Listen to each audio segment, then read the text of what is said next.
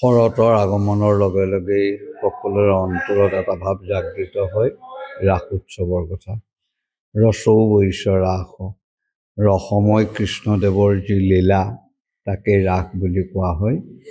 এই ৰাস দক্ষিণপাট সত্ৰৰ প্ৰতিষ্ঠাৰ পৰাই চলি আহিছিল যদিও বাসুদেৱ প্ৰভু ঈশ্বৰে এই বৰ্তমান চলি থকা নাটখন ৰচনা কৰিছিল, য'ত কৃষ্ণ জন্মৰ পৰা অৰিষ্টাসুৰ বধ পৰ্যন্তলৈকে নাটকখনত সন্নিৱিষ্ট হৈ আছে।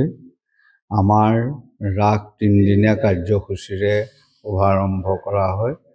প্ৰথম দিনা অধিবাস, দ্বিতীয় দিনাখনি মূল ৰাস আৰু ৰাসৰ অভিনয়, তৃতীয় দিনা ইন্দ্ৰাভিষেক বা জিংৰাস বুলি কোৱা হয়।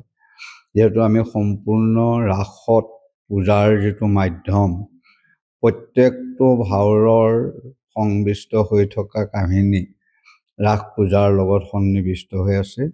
যেনেকৈ ব্ৰহ্মা মোহনৰ অভিনয় চলি থাকোঁতে ব্ৰহ্মা মোহনৰ পূজা চলি থাকে। এইবাৰ আমাৰ 185তম ৰাস উৎসৱ আমি পালন কৰিবলৈ আয়োজন কৰিছোঁ। আপোনালোকৰ মাধ্যমেদি ধৰ্মপ্ৰাণ সকলো ৰাইজক এই ৰাস উৎসৱলৈ আহ্বান জনাইছোঁ। কৃষ্ণ প্ৰেমত আপ্লুত হৈ আমাৰ দেশৰ অসূয়া অশান্তি সকলোবিলাক যাতে নিঃশেষ হয়, এখন সুস্থ সবল সমাজ আমি লাভ কৰিব পাৰোঁ, তাকেই বৃন্দাবন চন্দ্ৰৰ ওচৰত প্ৰাৰ্থনা জনালোঁ।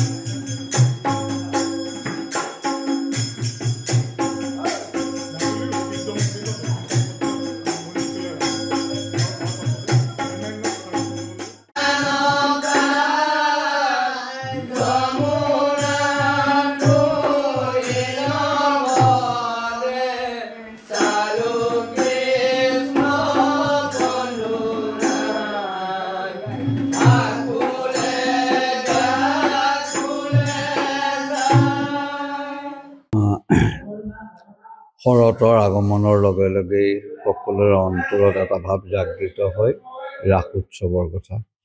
ৰসৌ বৈশ্য ৰাস, ৰসময় কৃষ্ণদেৱৰ যি লীলা তাকে ৰাস বুলি কোৱা হয়।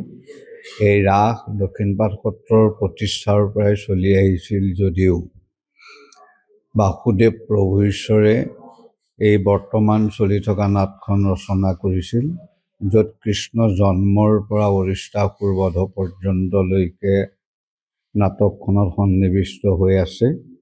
আমাৰ ৰাস 3 দিনীয়া কাৰ্যসূচীৰে শুভাৰম্ভ কৰা হয়। প্ৰথম দিনা অধিবাস, দ্বিতীয় দিনাখনি মূল ৰাস আৰু ৰাসৰ অভিনয়, তৃতীয় দিনা ইন্দ্ৰাভিষেক বা জিংৰাস বুলি কোৱা হয়। যিহেতু আমি সম্পূৰ্ণ ৰাসত পূজাৰ যিটো মাধ্যম, প্ৰত্যেকটো ভাৱৰ সংমিষ্ট হৈ থকা কাহিনী ৰাস পূজাৰ লগত সন্নিৱিষ্ট হৈ আছে। যেনেকৈ ব্ৰহ্মা মোহনৰ অভিনয় চলি থাকোঁতে ব্ৰহ্মা মোহনৰ পূজা চলি থাকে। এইবাৰ আমাৰ 185তম ৰাস উৎসৱ আমি পালন কৰিবলৈ আয়োজন কৰিছোঁ। আপোনালোকৰ মাধ্যমেদি ধৰ্মপ্ৰাণ সকলো ৰাইজক এই ৰাস উৎসৱলৈ আহ্বান জনাইছোঁ।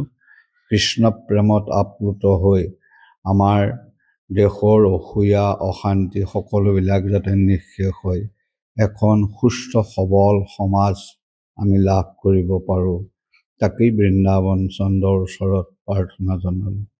যিকোনো খবৰৰ বাবে যোগাযোগ কৰক 7099017330 অথবা 7099017390।